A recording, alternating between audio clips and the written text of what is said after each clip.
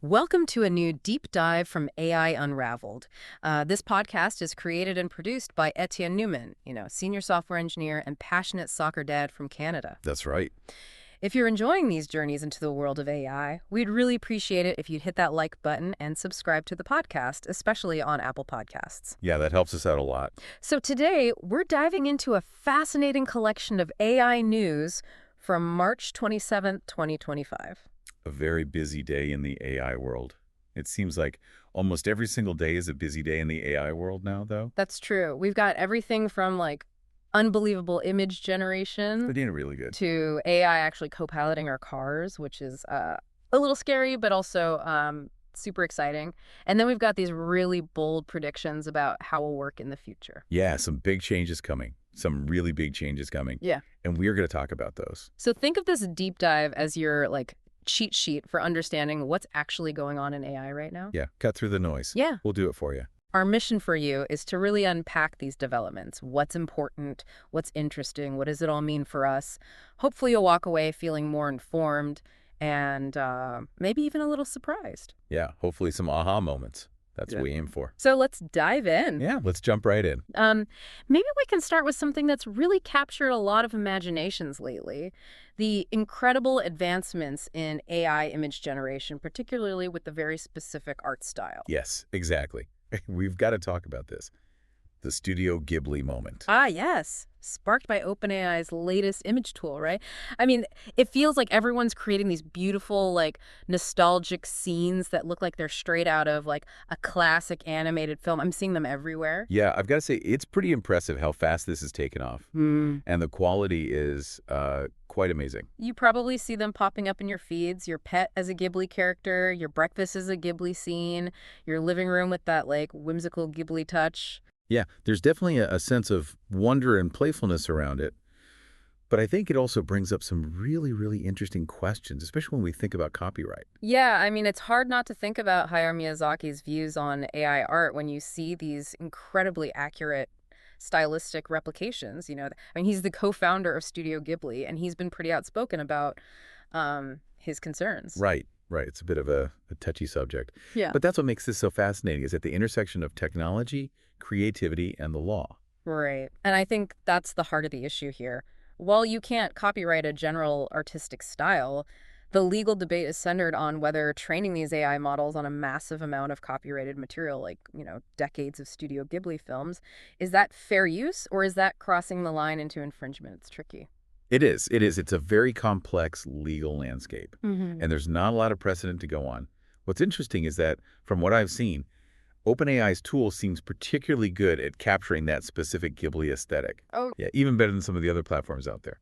Now, OpenAI has said that they're okay with people imitating broader studio styles, but they want to avoid directly copying the work of individual living artists. It's a subtle distinction, but it's an important one. Yeah, it is. It is. So if we kind of zoom out here, what does this all mean? It seems like AI image generation isn't just about creating any image anymore. It's about mastering and replicating these specific visual identities. Right. It's about style and almost like a visual signature. And that raises some pretty interesting questions for all of us about ownership and creativity in this digital age. Could this lead to totally new legal frameworks to address AI-driven stylistic replications? Will there be more demand for transparency about the data that's used to train these models? Yeah, I think we're going to see some very interesting legal battles play out in the coming years. It's inevitable. Absolutely. Technology always seems to be a few steps ahead of the law. Yeah, always playing catch up. All right, so let's switch gears now. Let's move from the world of art to the world of big money. Let's talk about OpenAI's financial projections. Oh yeah, they're making some serious bank. Their projected growth is pretty mind-blowing. They're looking at $12.7 billion in revenue for 2025. That's more than 3 times what they earned last year. Wow, those are numbers you usually only see with the tech giants. What's driving this huge surge in revenue? Well, a few things. The continued popularity of ChatGPT Pro subscriptions is a big factor. People are really finding value in those advanced features. And then there's the increasing adoption of their API. That's the interface that lets other companies plug OpenAI's AI models into their own products and services. Right. It's like renting out their AI brain. Exactly. And then you've got their enterprise tools, which are becoming increasingly popular with businesses. And their team plans are also bringing in a lot of revenue. So it's a pretty diverse revenue stream. Oh yeah, they've got a lot of irons in the fire. But here's the interesting part. Even with all this money pouring in, billions of dollars, they're still expecting to be cash flow negative until 2029. Really? That's a pretty long runway of high revenue but also high spending. What's the thinking there? Well, it really shows you how much investment is needed to be at the absolute forefront of AI development. They're spending enormous amounts on things like specialized chips, the hardware that's needed to run these incredibly complex models, the massive data sets that they use to train these AIs, and just the fundamental infrastructure to support all of it. Right, it's like building a whole new digital universe. Exactly. They're not just building a product, they're building a platform. They're building an ecosystem. And their future bets are even bigger. Their projections for 2026 and beyond are really, really eye-opening. $29.4 billion in 2026 and potentially over $125 billion by 2029. And that's when they expect to finally turn cash flow positive. Yeah, big ambitions. They're really playing the long game here. It's pretty remarkable. It's also interesting to note that around 75% of their current revenue comes from individual paid subscriptions. Oh, that's a huge number. It really highlights the power of a direct-to-consumer AI product like ChatGPT that people are actually willing to pay for. Yeah, people are finding real value in these tools, and they're willing to put their money where their mouth is. So what's the big takeaway for you here? Well, it seems like OpenAI is operating on a scale that we usually only see with the biggest tech companies in the world, this kind of hyperscaler growth trajectory. But it also really highlights the immense financial commitment that's needed to push the boundaries of AI. Right. It's a high-stakes, high-reward game, and they're clearly all in. Now, let's move back to image generation. We've seen some really exciting developments from another player in this space, Ideogram. Yes, Ideogram. Very interesting company. Their new release, Ideogram 3.0, is making waves. The buzz suggests it's a pretty major upgrade. What makes it stand out? Well, from what I've seen, it's the combination of realism and creative flexibility. It's said to be really good at generating photorealistic images, but also coming up with inventive designs. And, crucially, it can maintain a consistent artistic style across multiple images. So if you want to create a series of images with a specific look and feel, it can do that. That sounds incredibly useful for designers and artists. Oh, absolutely. It's also much faster than previous versions, which is always a welcome improvement, and you can access it through their website or their iOS app. So it's pretty accessible. Yeah, they've done a good job of making it user-friendly. And it's not just about creating pretty pictures. It sounds like they focused on some very practical applications, too. Yes, exactly. They've added new text rendering and graphic design capabilities, so it can create complex layouts, logos, typography, that kind of thing. Really? So it's like a multi-tool for visual content creation. That's a good way to put it. It's for designers, marketers, anyone who needs to combine text and images in creative ways. And how does it stack up against the competition? Well, in testing, it apparently outperforms some of the leading models out there, like Google's Imagen 3, Flux Pro 1.1, and Recraft V3. So that's pretty impressive. It seems like they've made some significant breakthroughs. Definitely sounds like it.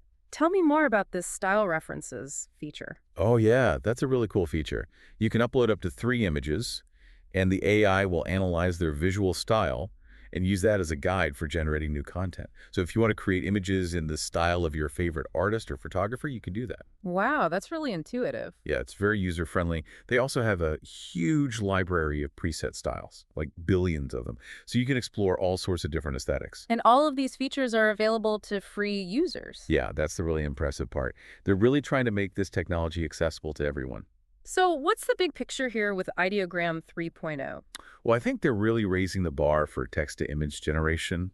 They're offering a very powerful, but also very accessible tool for a wide range of creative endeavors. So we've seen how AI is changing the way we create images, but now let's look at how it's becoming more integrated into our everyday lives. Yeah, like in our cars. Exactly. Yeah. The partnership between BMW and Alibaba is generating a lot of buzz. It's a very interesting collaboration. They're working together to embed some pretty advanced AI into BMW's upcoming vehicles, specifically in China initially.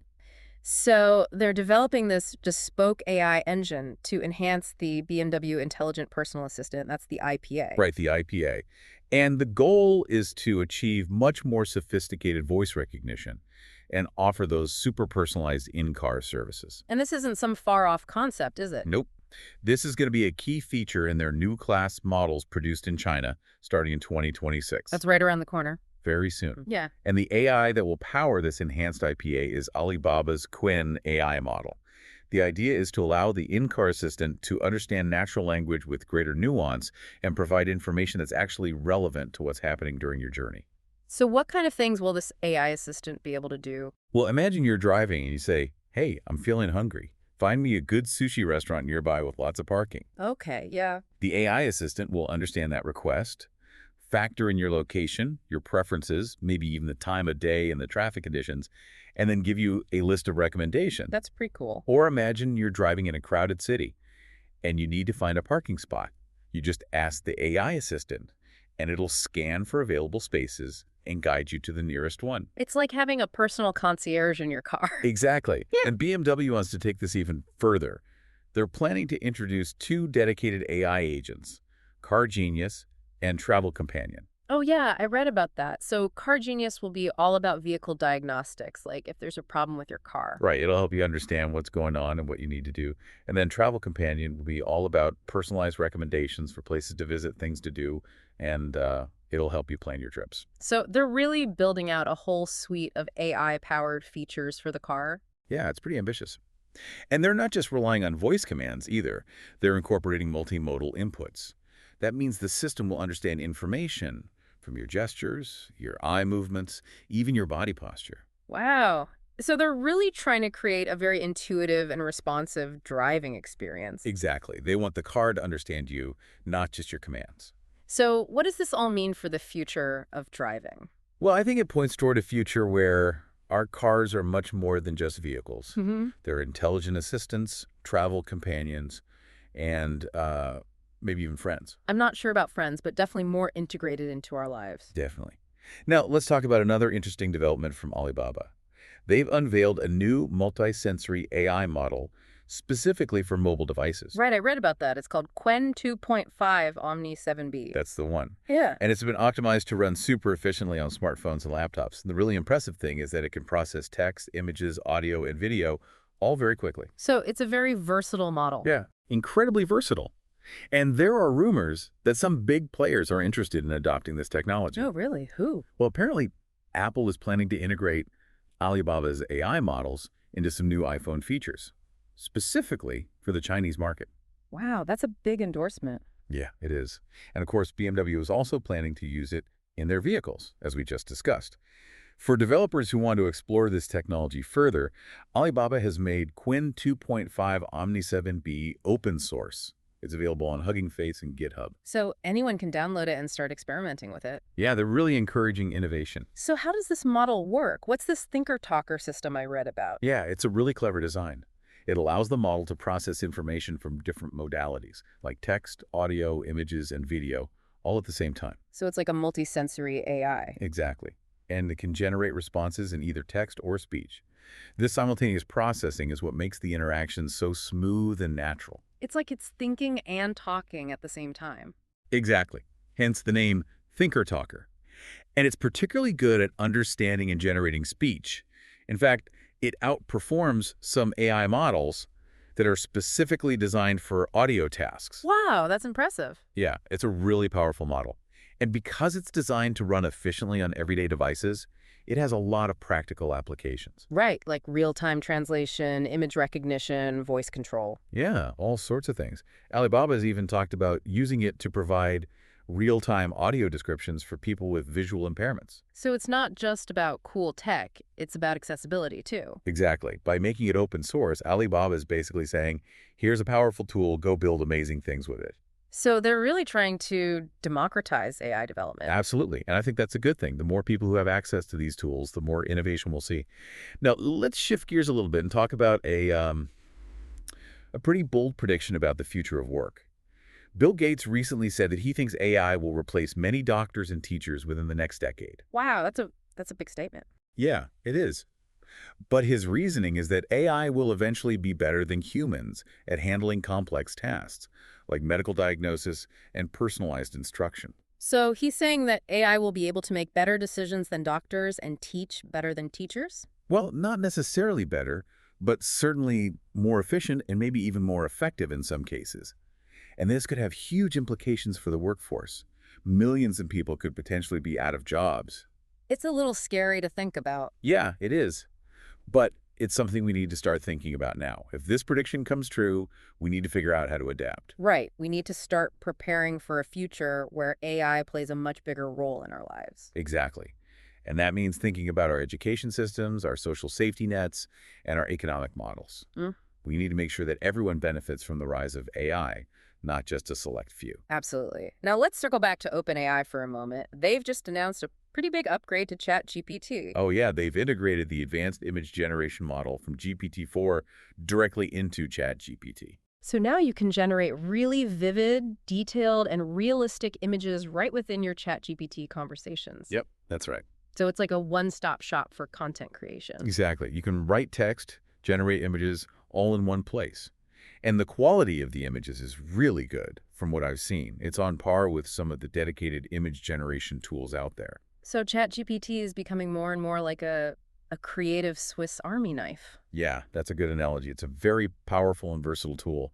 Now, for a slightly more concerning development, North Korea has unveiled some new AI-powered military technology. Oh, yeah, I read about that. It's a little unsettling. Yeah, it's definitely something to keep an eye on. Kim Jong-un recently showed off a new spy drone, and more worryingly, some AI-equipped suicide drones. Suicide drones. Yeah, they're basically autonomous weapons that are designed to seek out and destroy targets. And they're using AI to do that. Yeah, the AI helps them to identify targets, navigate to them, and then detonate their explosives. This is a significant development. It shows that North Korea is serious about integrating AI into its military capabilities, and that could have big implications for regional stability. Definitely something to watch closely. Absolutely.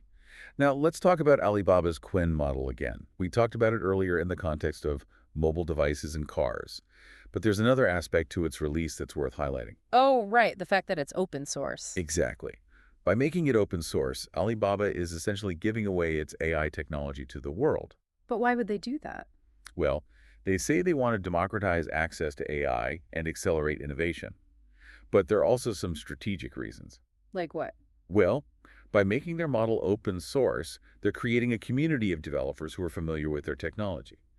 And that could give them an advantage in the long run. It's like building an ecosystem around their AI. So it's a bit like giving away the razor to sell the blades. Yeah, something like that. But in this case, the blades are the applications and services that are built on top of their AI model. So it's a clever strategy. Very clever.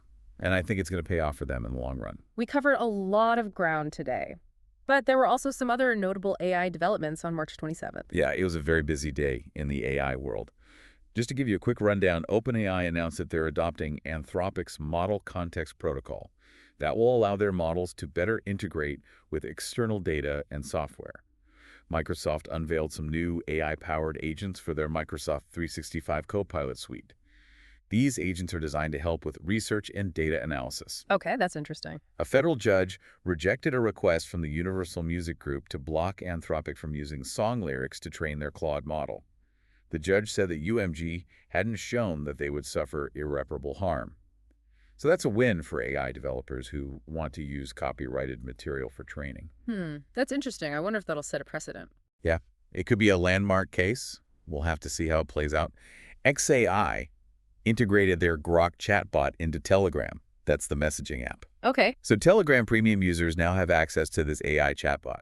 Amazon launched a new AI-powered shopping feature called Interests. Oh, yeah, I heard about that. It's basically a way to get personalized product recommendations based on what you're interested in. You just tell Amazon what you're looking for in natural language. So no more endless scrolling through product listings. Yeah, hopefully not. And finally, the U.S. government added over 50 Chinese tech companies to an export blacklist. They're targeting companies that are developing advanced AI. So the AI arms race is heating up. Definitely heating up. It's a very interesting time to be following this field. You know, with all this talk about cutting-edge technology and AI changing the world, if you're feeling inspired to level up your own skills, you might want to check out Etienne's Djamgatech app. Oh yeah, that's a great resource. It's designed to help you master and ace over 50 in-demand certifications in all sorts of fields, like cloud computing, finance, cybersecurity, healthcare, even business.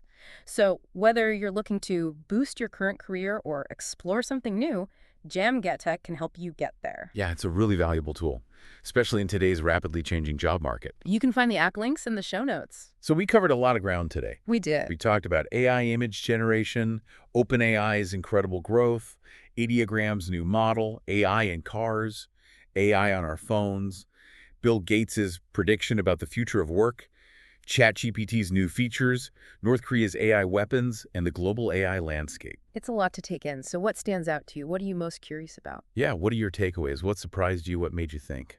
We want to make sure you walk away from this deep dive feeling informed and inspired. And maybe even a little bit challenged. So here's a final thought for you to chew on. We've seen how much AI has advanced in just one day. So what aspects of your life do you think will be most profoundly changed by AI in the next few years? Yeah, how do you think AI will shape your future? Your work, your relationships, your hobbies, even your sense of self? It's a big question, but it's one worth asking. And remember, if you're looking to upskill and stay ahead of the curve in this rapidly changing world, check out Etienne's Djamgatech app. You can find the links in the show notes. Thanks for joining us for this deep dive.